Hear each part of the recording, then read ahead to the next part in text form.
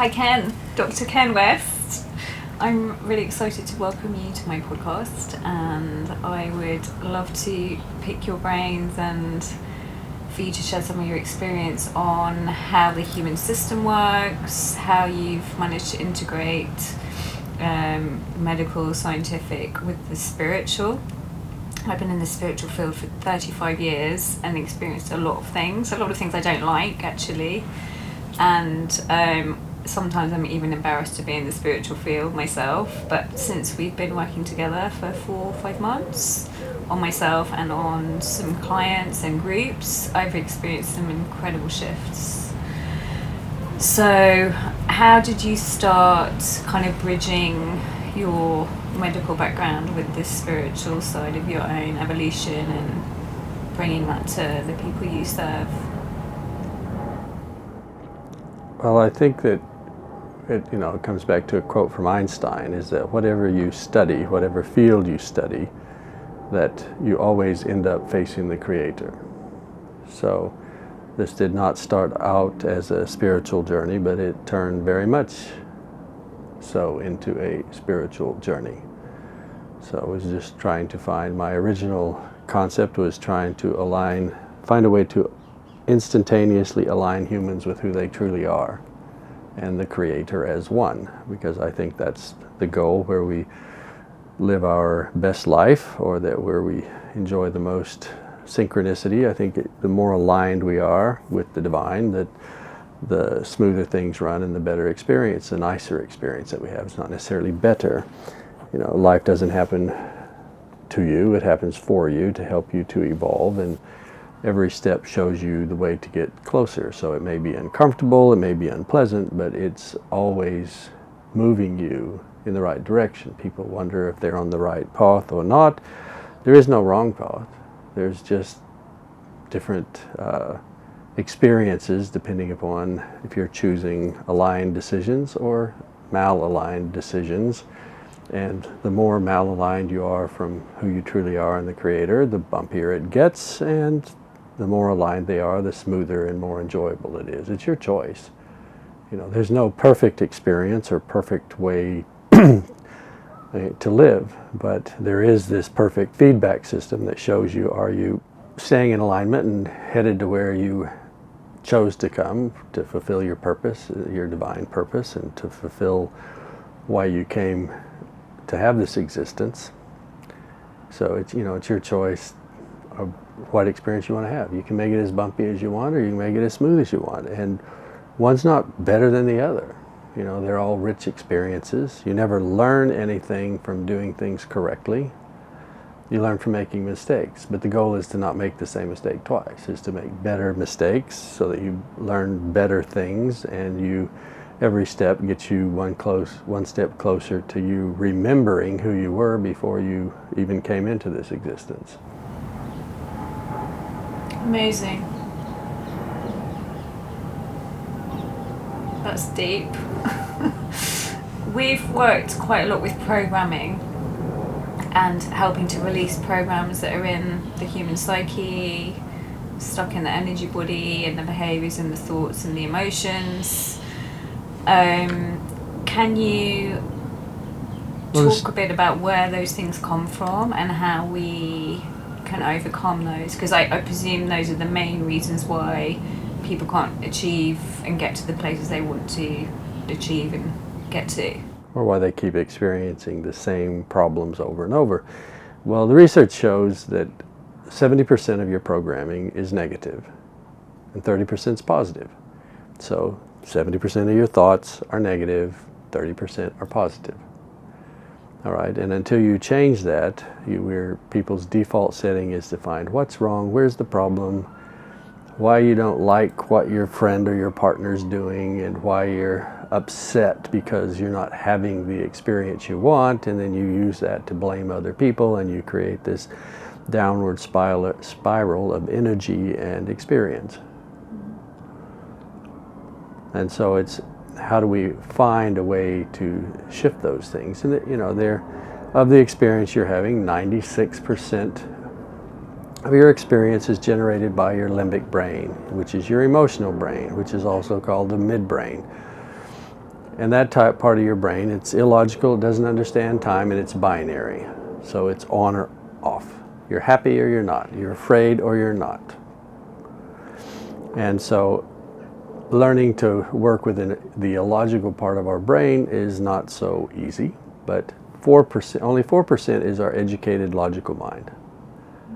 And so if you have pain or you're unhappy, if you have depression, or you have these experiences that you really don't like and would like to go away, you can't think them away. You can't think, oh, I don't want to be depressed anymore. It doesn't work, because you're trying to get the 4% to control the 95%. Or the other 1% that we haven't talked about is your brain stem and gut brain, heart brain, your fascia. All of those are only 1%, but don't mistake that 1% for being not of value. It's like homeopathy. The more diluted it is, the more power it has. So the heart brain and the gut brain are really powerful in our experience. So if you work, I saw that the psychologists are working and doing the best they can with 4%, trying to teach coping mechanisms and ways to deal with the 96%. And that works fine as long as you're relaxed and you're not under pressure. But as soon as the pressure comes on, or the conflict or the stress comes, any situation that isn't easy for you, then the subconscious triggers and the limbic brain kicks in and you start running these programs. And many of the programs, your first experiences were like when you were 5 years old or something. So when people get really stressed, we all act like 5-year-olds. And it's they talk about adulting. Okay, well, being an adult is not letting the limbic system run your life, which is fine if you're in control, but you're still trying to get the 4% to control the 96. And so I just took the concept, looking at Bruce Lipton's work in epigenetics. Well, the concept of epigenetics has been corrupted a bit. It's that what it is, there's a signal. And Lipton's work proved that the signal comes from your brains, your minds, your brains. And your brains put out this epigenetic signal that tells your DNA how to express. It tells you, tells which programs to turn on, which to turn off. Turn on programs to make cancer, turns on programs to fight autoimmune problems. It's a system where those switches, those binary switches, can be flipped on or off. Your hormonal system, everything is run by 95% is your limbic brain, your emotional brain. So I was trying to find, well, that's the real frontier. No one seems to be working there. So let's take a look and see, can we find an effective way to work with the limbic brain so that we can flip the negative switches to positive switches? Because the goal for me would be, well, why can't we have our subconscious set where it only runs positive programs and not the negative programs? It runs the self-preservation programs, not the self-destruction, not the aging programs, not the programs that really help us learn, because pain is our best teacher. But if you're not learning, well, there's a hierarchy. Starts with your spirit. Everything starts in the spirit, and your spirit just wants to be free. All right, but if you ignore that loss of freedom, you give up freedom because you have a relationship, or you have a job, or whatever, you give up that freedom, and then it will trigger your emotions. And if you ignore, or you're able to suppress and control your emotions, then that gets pushed in, and then it will start showing up in your thought processes. And if you ignore that long enough, then you end up with a physical symptom. So any physical problems that you're having, whether it's a bad back or bad knees or pain in your elbows or wrists or disease processes, what we call disease processes, are all things that you have ignored the real cause. And, unfortunately, what's called healthcare, medical care, is that they're focused on the symptoms and trying to fool your body into thinking the symptoms are gone, or that to make them go away, with the exception of like the antibiotics. If the antibiotics or the antiparasitics, anything that deals with pathogens, if it can kill the pathogen, then your body can recover. Okay, well that at least is cause. If the cause is a pathogen, then that makes sense. But many of the, and that works for acute problems, but chronic problems, most of our chronic problems, the causes are going to be more emotional, mental, or spiritual. And so if you start working in that arena to take away, well, where is the loss of freedom? How did you create that? Or is that a program that you came in? And in testing thousands of people worldwide in many, many different countries, I have found that 80% of the programming is the same for all humans. We are all one. We are all the same. 20% is unique to you, where you come from, where you're born, what you chose for this life, so you have about 20% that's unique. So if you work on the parts that belongs to everyone, that's a good place to start, because then it shifts everyone, because they have those programs. And then we always end up with the unique changes that people have. What appears to happen working with people is that you move the big chunk by working on the midbrain, the brain stem, the gut brain, the heart brain, the fascia. You work on those, and you can move the mountain. I call it moving the mountain, because you can move many, many things at one time. Because if you flip all those switches to positive, then the experience starts to shift, because whoever you are, that's what you attract. Like attracts like. So when you change yourself, not only does your world change, but people's interaction change with you. So we found many times when you change a subconscious program someone's running, then their relationship with their mother changes, and they get along easier with the mother. Or you've had a rift with this sibling for 20 years, it just disappears, because your subconscious isn't telling them to create this problem for you to learn, for you to grow. And that's what I'm finding, is that everyone has that. So, and then after you clear the mountain, then usually the things that are belonging to the neocortex, the things that you decided about life.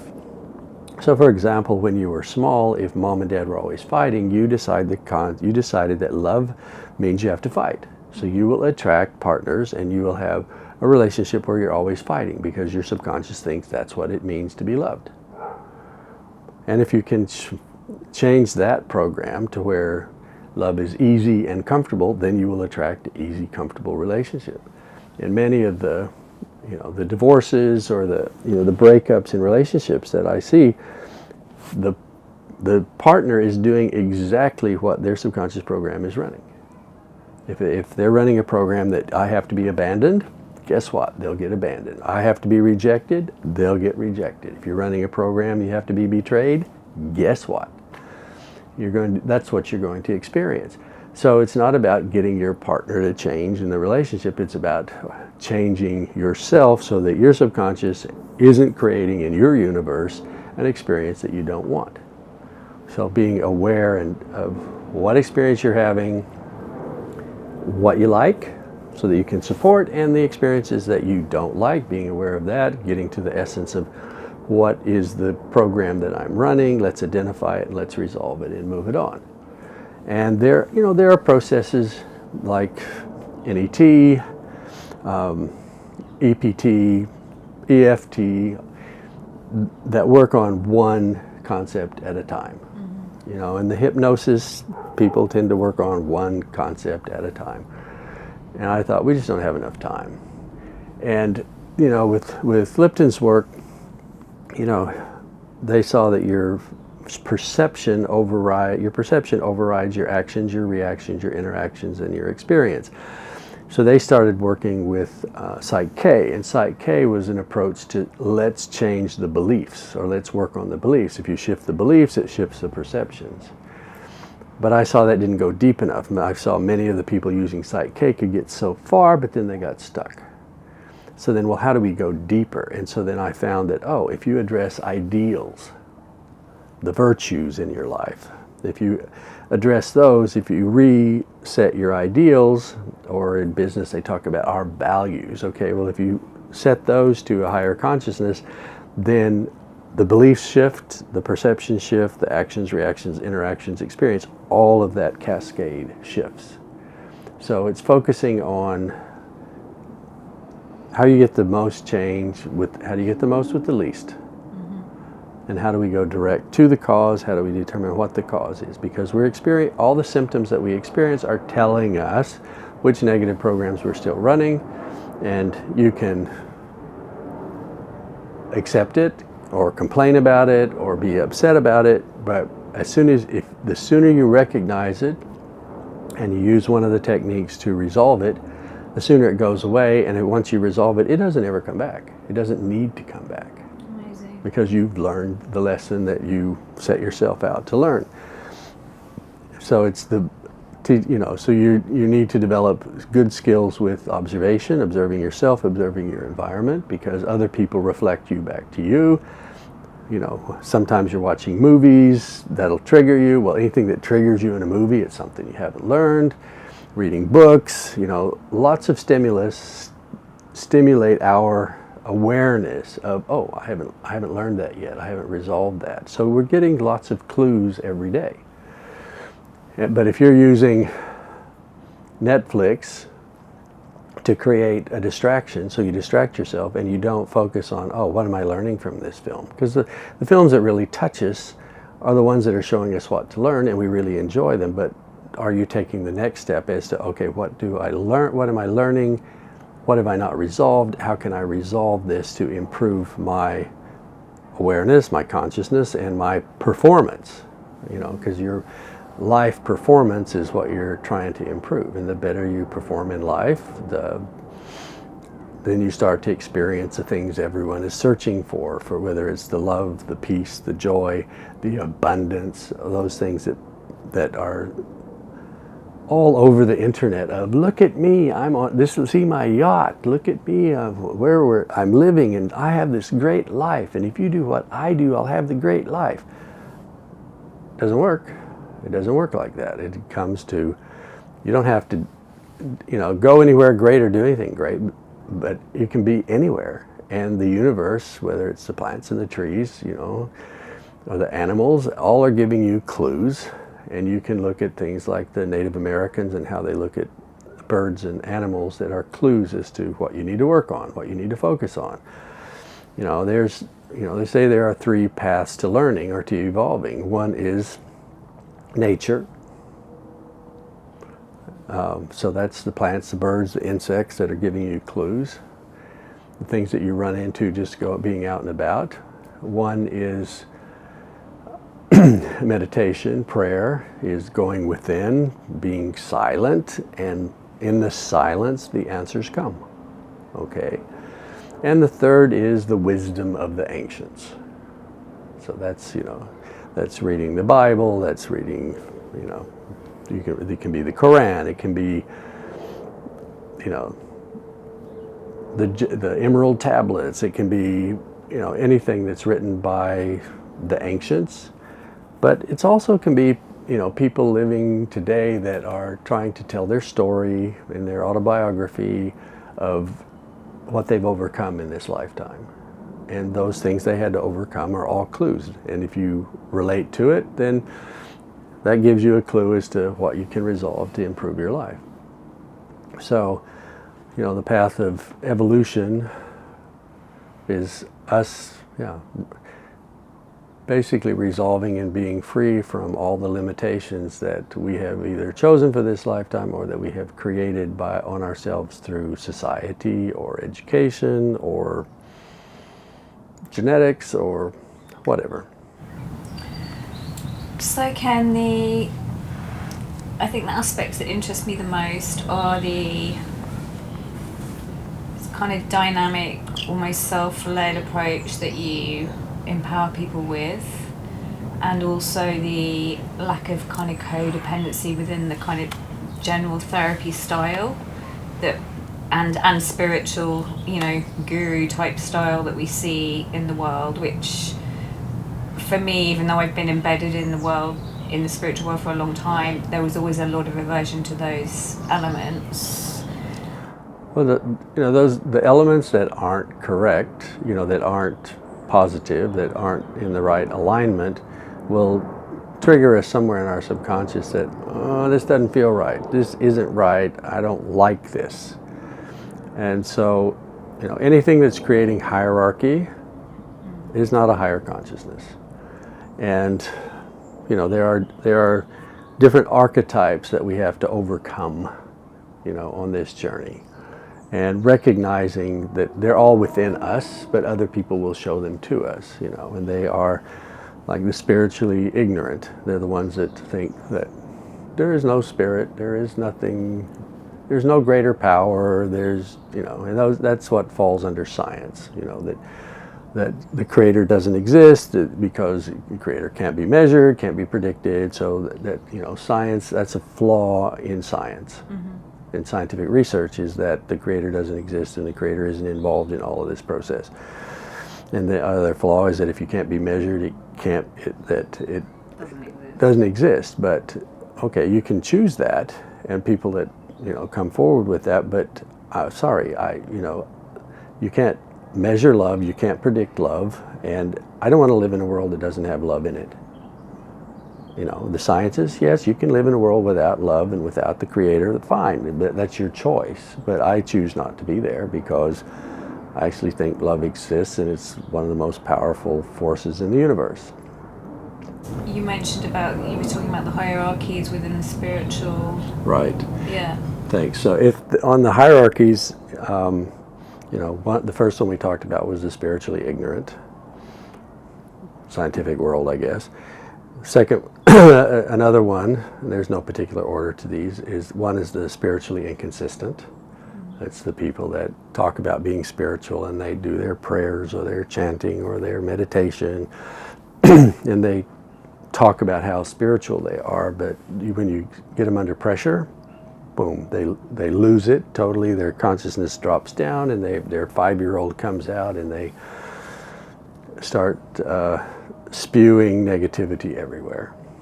And that's inconsistent. Another one is we got the defenders. And the defenders are the people that are always, wearing their evil eye to protect themselves, or they're wearing their cross or their St. Christopher, or they're wearing, they're cleaning their crystals, or they're cleaning their aura, or they're putting out this protection for them and what's happening to them. But if you're aligned with the creator, you do not need the protection. So you don't have to be a defender. Another is the spiritually arrogant, and the spiritually arrogant is that I'm more spiritual than you. If you haven't seen the video, go look it up. Holier than thou. Well, it's one that's called "I'm More Spiritual Than You." It's a young woman wrote, and it's quite humorous. But it's I've meditated for 20 years, so I'm more spiritual than you. Or, I can see auras, so I'm more spiritual than you. Which, in the army of light, we're all equals. We just have different skills and different benefits. So, the arrogance is one. The next one is the spiritual servant. The spiritual servant holds the consciousness, takes all the difficulties that life throws at them. They stay positive. They stay in alignment. But the thing they're missing is that they're not adding their unique, special, positive energy they're not co-creating or cooperating with that process. And then the last one is the spiritual guru. And all the gurus, when I've observed and watched people that work with them, is that yes, they find something that you want. You want to be able to see through a blindfold, or you want to be able to make coconuts jump out of your hands, or the different things the gurus will teach you. But when you go to them, you have to give your energy to the guru, and then they will give you the gift you want. Well, you're giving away your power, and no one should ever give away their power to anyone. Not their spouse, not their children, not their boss, not their co-workers. Your energy is your energy, and you need to keep it clean and protected. And so the gurus is also one that all of those you need to overcome in yourself on that path of expanding your consciousness and becoming more aware. So your next question is? The next question is about kind of the generational and epigenetic impact, and like the ease of being able to, I mean, obviously I've experienced your techniques, which are really phenomenal, but yeah, how would you see that as something, obviously in the world we're all carrying things from our forefathers as well as societal? Well, in working with people, trying to get to the bottom of what's the real issue, going deeper and deeper, getting to the real issue, you find things that were unexpected, and people that come from a clean background, I guess, they will test that 70% of their energy field belongs to them, and 20% is from their father's lineage, and 10% is their mother's lineage. And what happens is that when our ancestors pass, if they have an unresolved issue, it attaches to the DNA and it gets passed down each generation, waiting for someone to fix it. Mm-hmm. And that's why, some of the disease processes that are more hectic, they'll test that, there may be 17, 18 generations back. I mean, you have no idea what the person was or what that negative emotion was, but you will be experiencing it in your life, so you resolve it, so you can resolve it for the generations. So Mm-hmm. So we find there's historical trauma, there's generational trauma or negative influences, there's political trauma, there's environmental trauma, societal trauma. So all of those can be addressed and can be resolved, and it's just, you start off and most of the issues are with you, unless you're carrying energy, you've let something into your energy field that doesn't belong to you. Mm-hmm. If you've been, if someone has put negative energy towards you in the form of a curse or a negative statement, or whether it's witchcraft or whether it's black magic, all those types of things. If you accept it, the people go, I don't believe that. Well, it's fine, because they don't accept it. But if you are open and accept it, then that can attach to your energy field, and you have to address that first. Mm-hmm. Because if you're trying to test someone and they have one or two other entities attached, then which one are you testing? Which one are you working with? So you need to clean that out, so you're just working with the person. And then when you're working with just them and their one energy field, then it's much cleaner and much easier to go deeper and find what are the issues that need to be worked on, how do we work on them efficiently and effectively, how do we go deeper and deeper. The 6 tools that the humans tend to use to abuse ourselves with are: I'm not perfect, I'm not good enough, I'm not important, I don't belong, I'm not worthy, and I'm not capable. Mm-hmm. And some people have all 6, some people have 3, 4, 5, but it's just those tools that you use to hurt yourself when things aren't going well. And if you can just resolve those 6, that puts you way ahead of the game. I know you've got a very big history of working with very high-performing athletes, and your field of speciality is performance science, correct? Correct.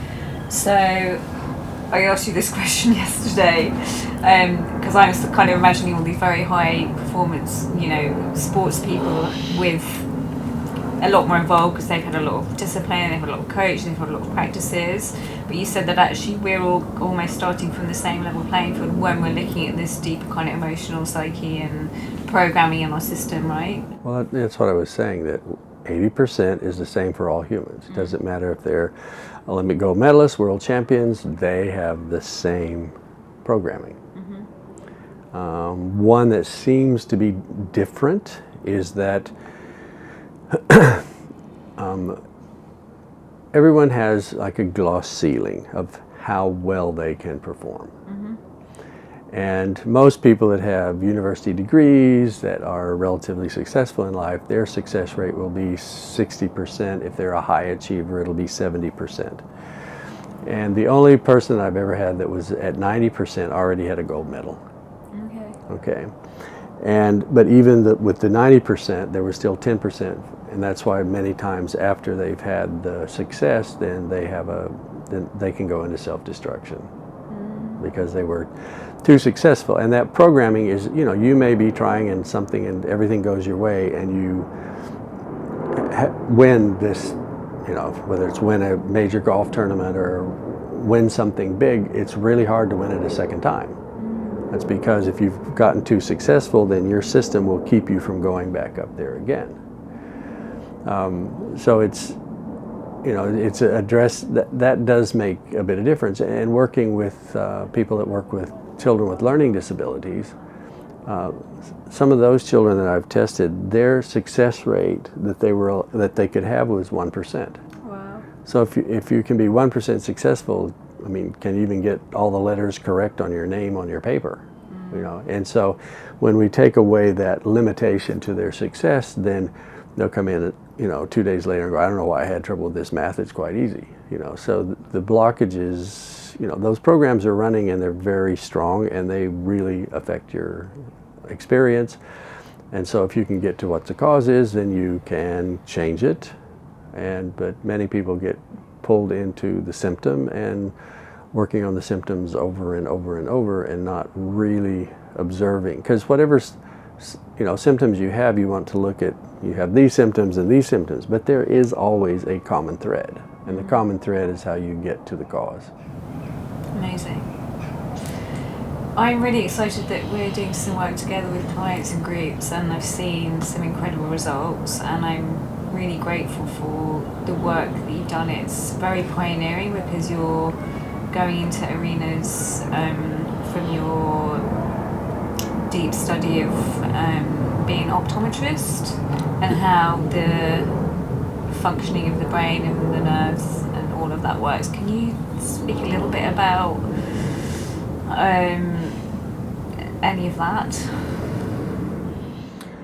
Well, if you want to, about 2 years into this work, I went to see Professor John Griffin. And Dr. Griffin wrote the Dictionary of Visual Science, and he wrote many of the books on binocular anomalies. He was one of the wizards on writing books for the education of ophthalmologists and optometrists worldwide. And I went to visit him after being involved in this, working on this project for about 2 years, and I went to see him and I told Dr. Griffin, have I lost the plot?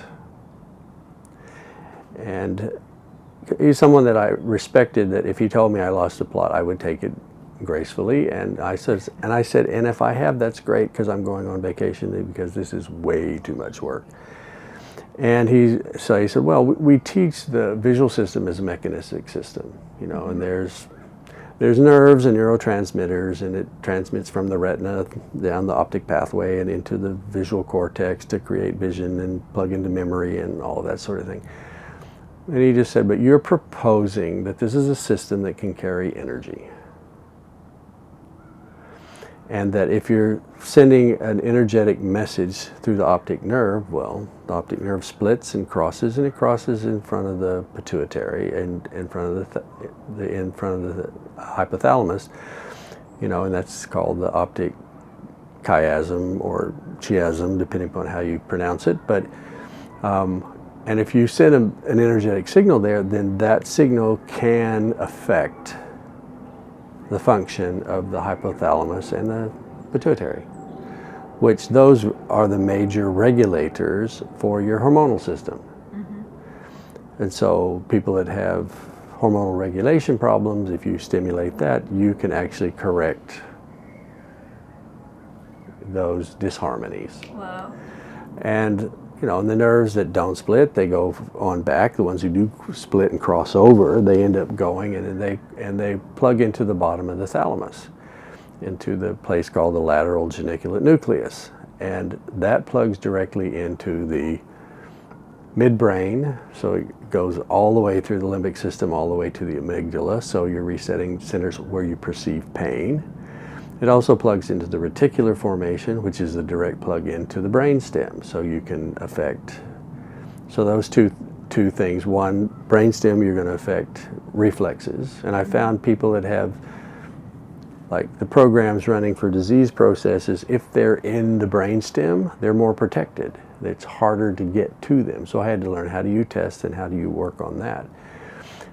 Whereas if you're working on the, the midbrain, the emotional brain, the midbrain, well, that's where all your memories are stored. And any trauma that you have an energetic charge linked into that, attached to it. So anytime you see something, that part of your brain's associative. So if you see something that's the same color, or that if you were bitten by a dog and then you see another dog similar, then your body starts reacting like you're going to be bitten. And so if you're clearing all of those factors, then, if you're clearing all the charges off of the emotional memories of the traumas, then they become neutral. They become a memory. You don't lose the memory, but you lose the physiological reaction to the trauma, and you also stop attracting that trauma to repeat itself. And then the nerves that go on path further back, they go directly around the pineal gland. Well, the pineal gland regulates your acupuncture points, your chakras, all of your energy systems. Okay, so far we're hitting the regulators for your hormonal system, we're hitting the regulators for your memory and your reflexes, you're hitting the regulator for all of your energy systems. And the pain. Yeah, the pain is in the amygdala, yes. And then the nerve fibers that go around the pineal end up in the visual cortex.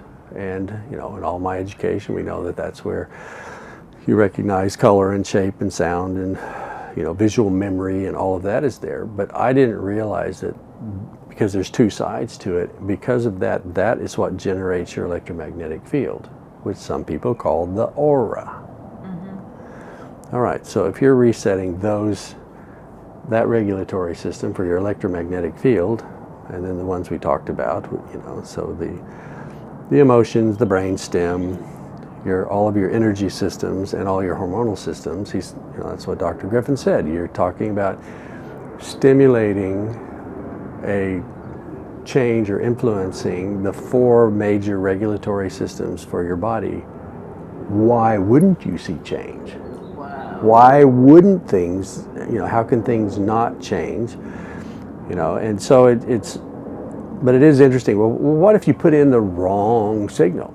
Mm-hmm. So I've spent the last, since 2008, I've been building signals to send through the visual system to flip those switches, as we talked about, from negative to positive. So if you're trying to, we're trying to get all of those to shift to the positive, to where you want them to go. But if you put in a signal that someone doesn't need, their system is working perfectly, mm-hmm. What happens? Nothing. Amazing. So either you do something good or you do nothing. So the worst thing that's going to happen is nothing. Big Pharma can't do that. There are many, many therapies out there that cannot do that. Mm-hmm. They have an upside and they have a downside. The downside of this is nothing. So I tell people that are working on the process, well, the worst thing that'll happen is that you had some entertainment by some guy that's a whack job that has no idea what they're doing. But at least we're not doing any harm, which was the basis of the Hippocratic Oath, but that seems to have been lost somewhere.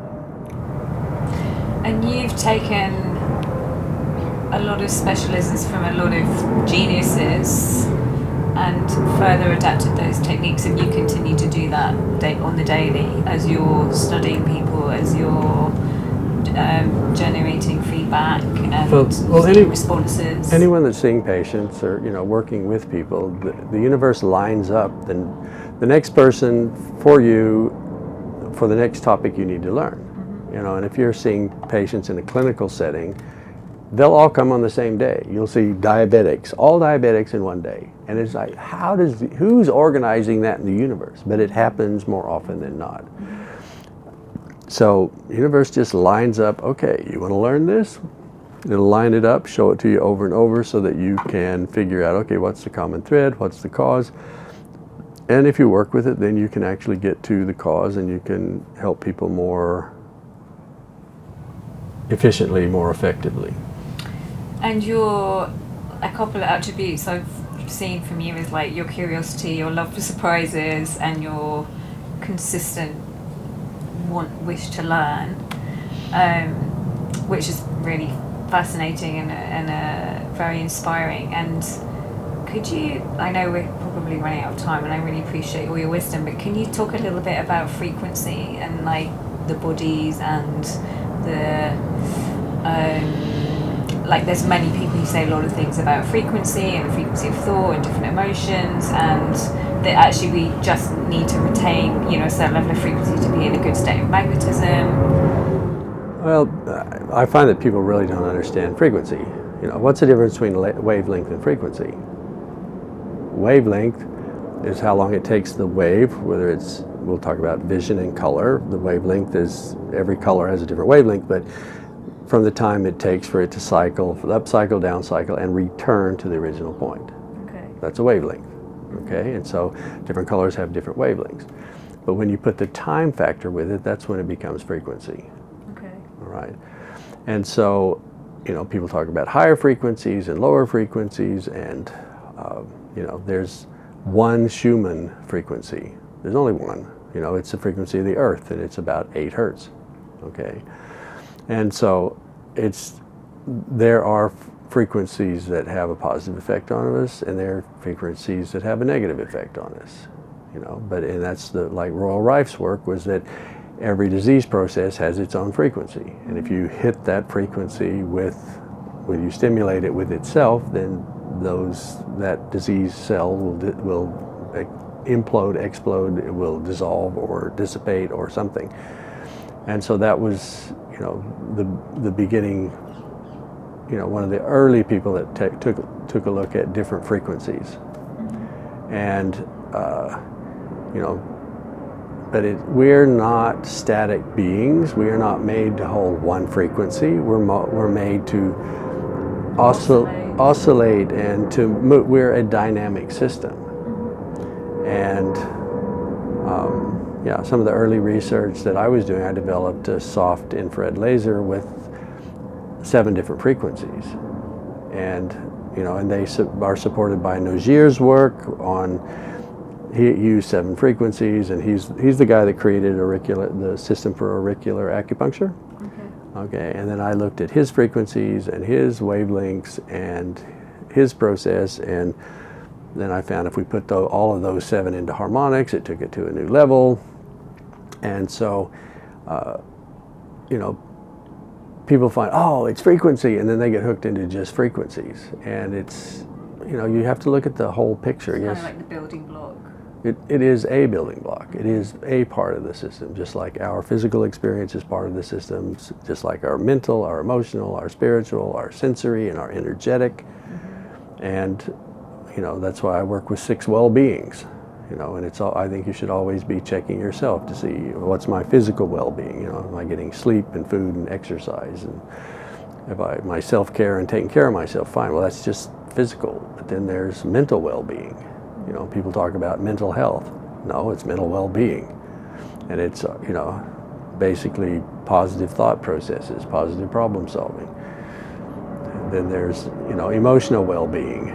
And that's more like being neutral, not being pulled into these negative knee-jerk reactions to situations. And then there's, your spiritual well-being. And that's being free, not giving up your power, giving away your freedom.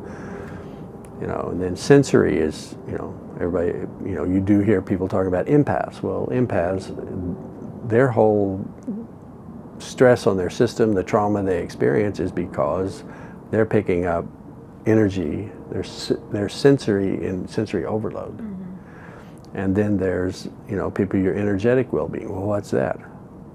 Fatigue, tired, and are you blasting your energetic system with caffeine? Mm-hmm.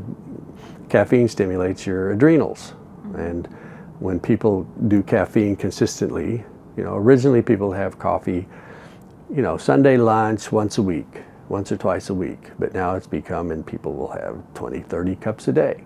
All right, well, you keep blasting your adrenals long enough, you get into adrenal fatigue. And helping people recover from adrenal fatigue is not easy. So back to things in moderation.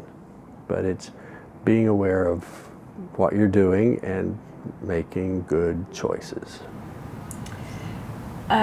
When we first worked together, you talked about me working in the bosonic field, and that was really fascinating for me, because I know a lot of what I do works, and I know that there's an element of things that don't work, because sometimes, like, longer term conditions come back, or, you know, certain habits or programs haven't come back, and we've been working on that together with my clients and myself, which is really amazing. But you are working in the 0 point field. Can you explain a little bit about the 0 point and the sonic field and the different kind of levels of healing that happens within those? Well, there's a hierarchy of influence. You know, and the bottom is matter or structure. And what overrides that is the biochemical field. And so that's where food, nutrition, and medication come. And they manipulate the cells. But what overrides that is the electromagnetic field. That's where acupuncture fits, that's where homeopathy fits, that's where, you know, homeopathy, there's no active ingredients. So the biochemists say, oh, it doesn't work. It's an electromagnetic signal that tells your body what to do. All right. And so that works at the electromagnetic field. So acupuncture, the soft lasers that I worked with early, all of those work there. And so you see that as a progression of our medical world, as they've gone from the structural to the biochemical, and many you'll see are moving into the soft lasers, and they're progressing, they're moving. And then the things that override that haven't been in the healing world as much as they've been in the spiritual world. And so what overrides the biochemical is the magnetic. And people use Nikon mattresses and things, but the thing with your magnetic field is that it flips every 3 days.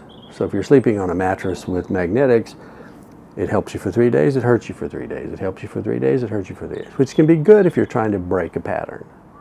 Okay, but it's just that otherwise you're having to change how you sleep or what you wear.